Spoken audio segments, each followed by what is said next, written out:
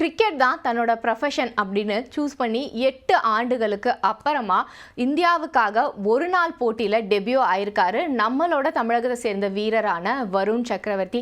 இந்த 8 ஆண்டுகள் அப்படிங்கிறது கேட்கறதுக்கு சின்னதாக இருந்தாலும் இதற்காக அவர் கடந்து வந்த பாதை அப்படிங்கிறது ரொம்பவே பெருசாக இருக்கு. அப்படி வருண் சக்கரவர்த்தி கடந்து வந்த பாதை என்ன அப்படிங்கிறது தான் இப்போ நம்ம பார்க்க போகிறோம். வருண் சக்கரவர்த்தி கர்நாடகாவில் பிறந்திருந்தாலும் அவர் வளர்ந்தது படித்தது எல்லாமே நம்மளோட சென்னையில் தான். குறிப்பாக செயின்ட் பேட்ரிக்ஸ் பள்ளியில் அவர் படிக்கும்போது தான் கிரிக்கெட் அப்படிங்கிற விளையாட்டு அவருக்கு அறிமுகமாகுது.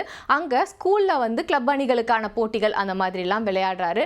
அதுக்கப்புறமா பள்ளி படிப்பை முடிச்சுட்டு எஸ்ஆர்எம் பல்கலைக்கழகத்தில் ஆர்கிடெக்ட் படிக்கிறாரு. ஆர்கிடெக்டை தன்னோட ப்ரொஃபஷனாகவும் சூஸ் பண்ணுறாரு. தன்னோட 25வது வயதில் தான் வருண் சக்கரவர்த்திக்கு ஒரு ஸ்பார்க் தட்டுது. அது என்ன அப்படின்னா, நம்ம இருக்க வேண்டிய இடம் இது கிடையாது, நமக்கு கிரிக்கெட் தான் எல்லாமே, இதுக்கப்புறம் அதை நோக்கி தான் நம்மளோட பயணம் அப்படிங்கிறது இருக்கணும்னு முடிவு பண்ணுறாரு. இதை பற்றி தன்னோட வீட்டில் சொன்னது மட்டும் இல்லாமல் அதே கையோட போய் தன்னோட வேலையையும் ரிசைன் பண்ணுறாரு. 25 வயசில் கிரிக்கெட்டை ப்ரொஃபஷனாக சூஸ் பண்ணுறது அப்படிங்கிறது எவ்வளவு டேஞ்சரான ரிஸ்கான முடிவு அப்படிங்கிறது வருண் சக்கரவர்த்திக்கு ரொம்பவே நல்லா தெரிஞ்சிருந்தது.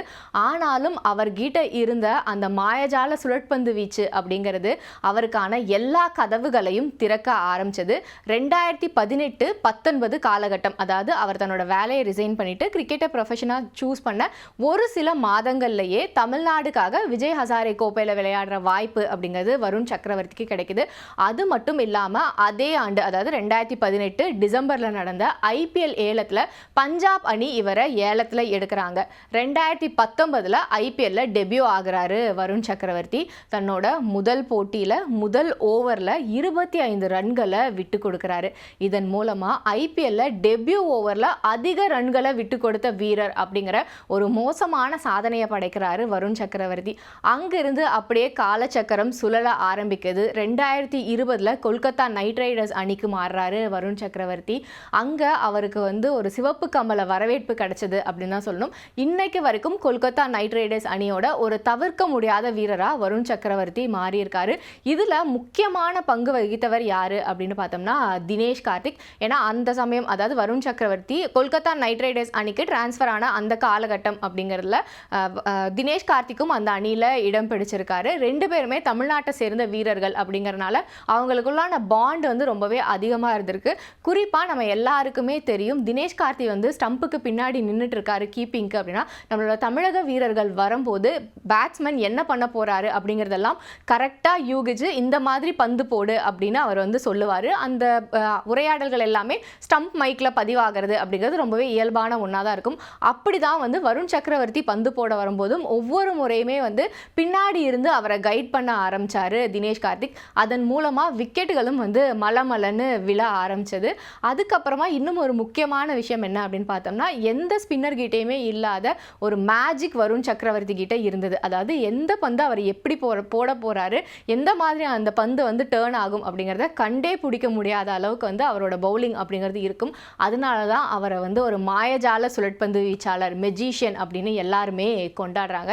இப்போ கடைசியாக நடந்து முடிந்த 2024 ஐபிஎல்லையும் கொல்கத்தா நைட் ரைடர்ஸ் அணி கப்பு ஜெயிக்கிறதுல வருண் சக்கரவர்த்தியோட பங்கு ரொம்பவே மிகப்பெரியதாக இருந்தது.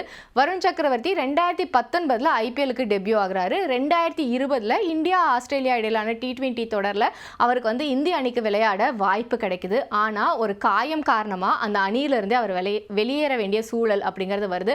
அதுக்கப்புறமா 2021 இந்தியாவுக்காக T20 அவர் டெபியூ பண்ணுறாரு.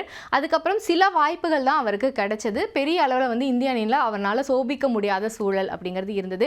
இப்போ 2024 நடந்து முடிந்த T20 உலக கோப்பைக்கு அப்புறமா இந்திய அணி விளையாடுற எல்லா T20 போட்டிகளையும் வருண் சக்கரவர்த்திக்கு தொடர்ந்து வாய்ப்புகள் கிடைச்சிட்டே இருக்கு.